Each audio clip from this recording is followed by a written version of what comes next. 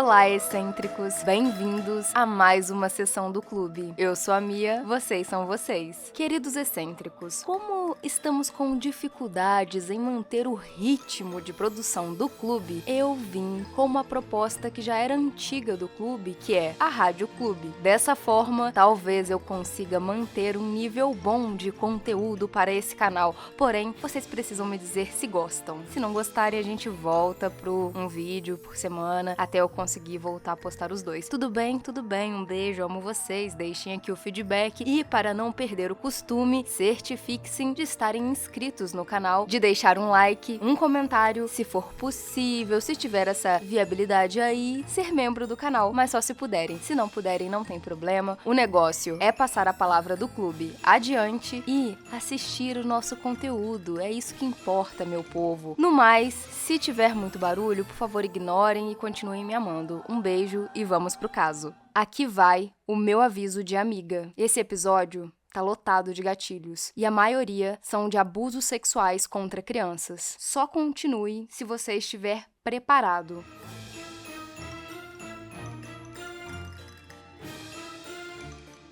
Quando a personalidade britânica da TV e do rádio, Jimmy Savile, recebeu o seu título de cavalheiro em 1990, muitos perguntaram por que demorou tanto. Ele era um DJ amado e apresentador da BBC. Havia algo sobre a sua personalidade excêntrica que deixava o público do Reino Unido à vontade. Um defensor público de hospitais infantis em toda a Inglaterra, Jimmy levou cerca de 40 milhões de libras para várias instituições de caridade. A atenção positiva da mídia o seguia onde quer que ele escolhesse ser voluntário, e ele descaradamente buscou a confiança de crianças doentes e suas famílias no processo. No entanto, após a sua morte, em 2011, um lado profundamente sinistro da sua personalidade veio à tona. Uma investigação do Reino Unido descobriu que Jimmy abusou sexualmente de pelo menos 500 vítimas. Isso ao longo da sua carreira pública. Muitas das vítimas tinham entre 13 e 15 anos, mas algumas tinham 2 anos de idade. Não só Jimmy usou seu poder de estrela para atacar crianças. Uma rede de medo supostamente impediu que alguém descobrisse a verdade sobre ele, até recentemente. Se Bill Cosby era o pai adorável da América do Norte, então o Jimmy era o tio excêntrico do outro lado do oceano, na Inglaterra. Jimmy ganhou fama como DJ na rádio, mas foi seu trabalho na TV, incluindo o programa infantil Gene Will Fix It, que foi exibido entre 1975 a 1994, que o tornou um nome familiar. O Jimmy, gente, era tipo a Xuxa, só que ele era do mal, muito do mal. O programa Gene Will Fix It era um programa infantil onde as crianças mandavam cartas para a equipe do Gene. Bom, elas achavam que estavam falando diretamente com ele, e elas faziam pedidos, e ele realizava esses pedidos de uma maneira engraçada, excêntrica. Olha, eu nunca usei tanto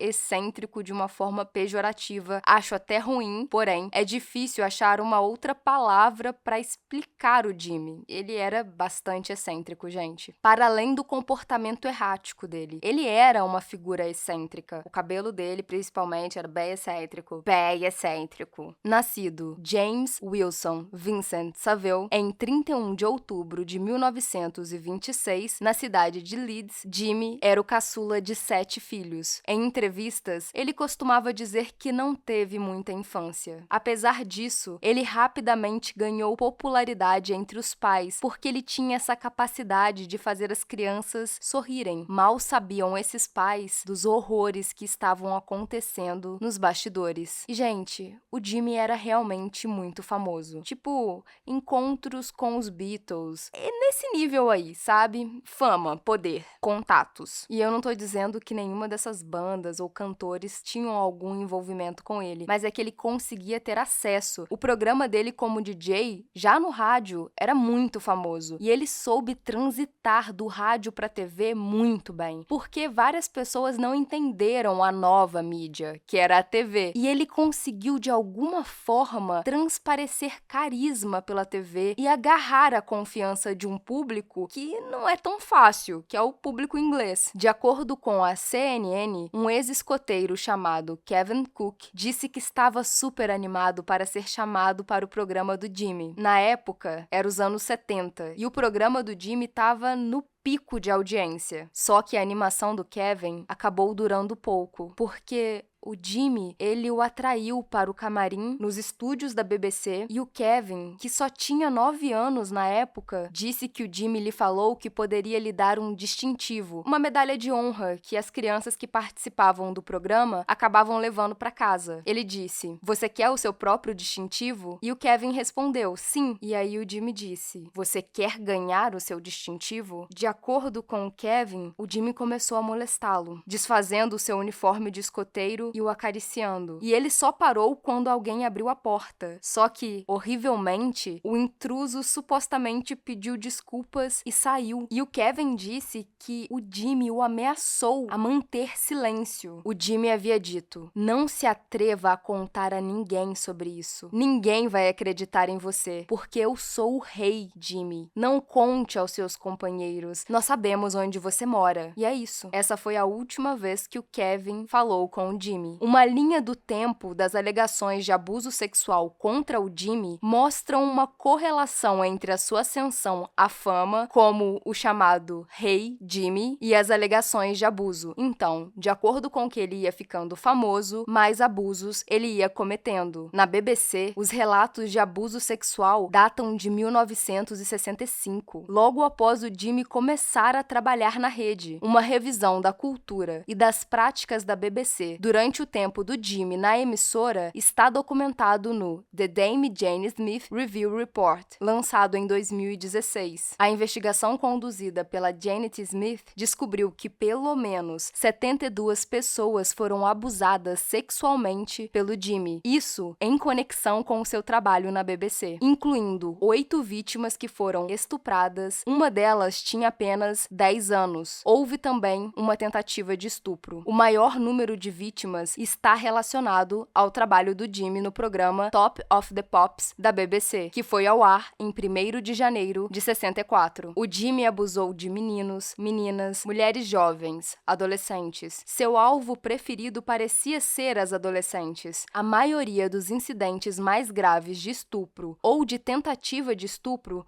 mas não todos, ocorreram nas próprias instalações de Jimmy e não na BBC, disse Janet Smith. O Jimmy tinha uma espécie de casa-trailer que ele poderia levar as suas vítimas dentro. Evidências de uma investigação sobre o trabalho voluntário do Jimmy em um hospital mostram que ele estava tentando adquirir uma posição de poder desde o início, que lhe desse acesso às crianças, incluindo pacientes com câncer. Em 1960, aos 34 anos, ele começou o que se tornaria um relacionamento de 50 anos com a Enfermaria Geral de Leeds como voluntário. Ele visitava regularmente o hospital, e primeiro para arrecadar fundos para o mesmo. Então, em 1968, ele pediu incomumente para ser um maqueiro de meio período para o hospital, o que significava que ele transportaria pacientes para enfermarias, conforme a necessidade. O pedido de Jimmy foi formalmente aprovado pelo presidente do Conselho de Governadores do hospital, e ele teve uma presença ativa nesse hospital das décadas de 60 a 90. Com seu vínculo com a enfermaria, o Jimmy usou a mídia para promover várias campanhas de arrecadação de fundos em público, mas pacientes vulneráveis disseram que sofreram graves abusos por Jimmy nessa mesma época. Uma vítima, que tinha 14 anos na época, disse que o Jimmy o abordou enquanto ele estava esperando, sentado em uma cadeira de rodas e vestindo um avental hospitalar. Ele veio até mim porque eu estava literalmente sentado na cadeira de rodas, na frente da sala de espera, e ele me disse para me animar. "As coisas não podem ser tão ruins", ele disse. E aí, ele colocou a mão na minha perna. E então,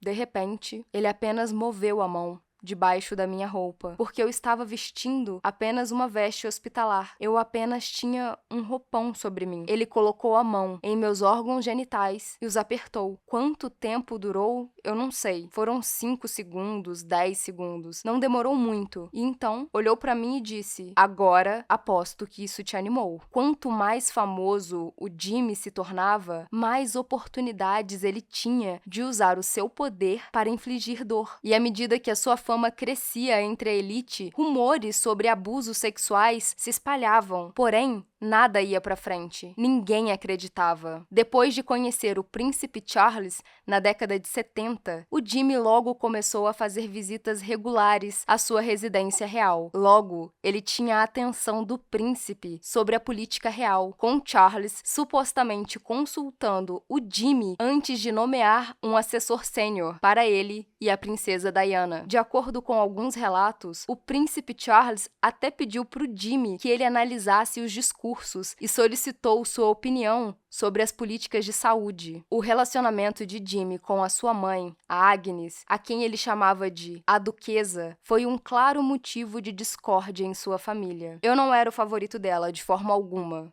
disse o Jimmy. Fiquei em 4º ou 5º na hierarquia. Quando seu pai morreu nos anos 50, o Jimmy usou o seu dinheiro como DJ para compensar o tempo perdido. Ele comprou um apartamento para sua mãe e regularmente a cobria de presentes caros. Mais tarde, ela se tornou sua companheira pública, indo a todos os eventos com ele. Cresci com adultos, o que significava que eu não tinha nada a dizer. Terminei com orelhas grandes, ouvindo tudo, olhos grandes, observando tudo, e um cérebro que se perguntava por que os adultos faziam o que faziam, disse o Jimmy. Muita gente acredita que o Jimmy usava essa proximidade com a sua mãe para ninguém ficar questionando o motivo dele ser um senhor solteiro. Quando a mãe do Jimmy morreu, em 1972, esperavam que ele ficasse arrasado. Com o seu dinheiro e fama recém-adquiridos, ficou claro que ele estava em uma missão para provar que ele era digno do amor da mãe. No entanto, o Jimmy disse que a morte da mãe lhe trouxe paz. Estivemos juntos a vida toda e não havia nada que não pudéssemos fazer, explicou o Jimmy. Mas então, eu a estava compartilhando. Quando ela morreu, ela era toda minha. Os melhores 5 dias da minha vida foram passados com a Duquesa, quando ela estava morta. Ela parecia maravilhosa. Ela me pertencia. É maravilhoso. É a morte. Para o psicólogo Oliver James, o relacionamento do Jimmy com a mãe era uma enorme bandeira vermelha. Ele tinha o que é conhecido como a tríade sombria de características de personalidade: psicopatia, maquiavelismo e narcisismo, o que é mais comum em pessoas famosas ou poderosas, e parte dessa mistura é uma forte probabilidade de promiscuidade sexual, escreveu o psicólogo em uma coluna sobre a psicose do Jimmy. Tais pessoas muitas vezes são capazes de deslizar sem esforço entre personas. Elas geralmente são buscadores de estímulos impulsivos, facilmente atraídos pelo abuso de substâncias, sexo arriscado e jogos de azar. Jimmy deve ter tido uma vida interior fantástica, grandiosa, selvagem e desesperada. Embora sua principal predileção fosse por meninas e mulheres jovens, ele às vezes variava de pessoas de 5 a 75 anos de idade, de ambos os sexos, e ao que parece, ele pode ter tido envolvimento com necrofilia, concluiu o psicólogo. Em uma entrevista com a repórter Lynn Barber, Jim fala sobre ter encontrado alívio em ser nomeado cavalheiro. Assim, eu tive alguns anos animados, com os tabloides farejando, perguntando nas lojas da esquina e tudo, pensando que deve haver algo que as autoridades saibam que eles não sabiam, disse o Jimmy, enquanto, na verdade, eu devo ser o velhote mais chato do mundo, porque eu não tenho passado. E foi um alívio gigantesco quando eu consegui o título de cavalheiro, porque isso me tirou do gancho. A carreira do Jimmy como DJ e apresentador de TV foi o seu ingresso para a fama, mas usar o seu nome para arrecadar dinheiro para crianças doentes foi o que fez dele uma estrela amada. E até as pessoas mais poderosas do Reino Unido Unido queriam se associar a ele, incluindo a ex-primeira-ministra Margaret Thatcher. Em uma correspondência fortemente redigida entre a primeira-ministra e o funcionário público sênior Robert Armstrong, em 1983, Armstrong compartilha suas dúvidas sobre a concessão do título de cavalheiro para o Jimmy. O Armstrong se preocupava que o Jimmy pudesse não ser capaz de se abster de explorar um título de cavalheiro, usar o título para obter vantagens. E eu imagino que essa preocupação veio porque o Armstrong mesmo diz que o Jimmy não se preocupava em afastar os rumores de abusos sexuais. Mas em 1980, Thatcher nomeou o Jimmy como angariador de fundos para o hospital Stoke Mandeville. Ele já havia conquistado seu favor e influência. Então,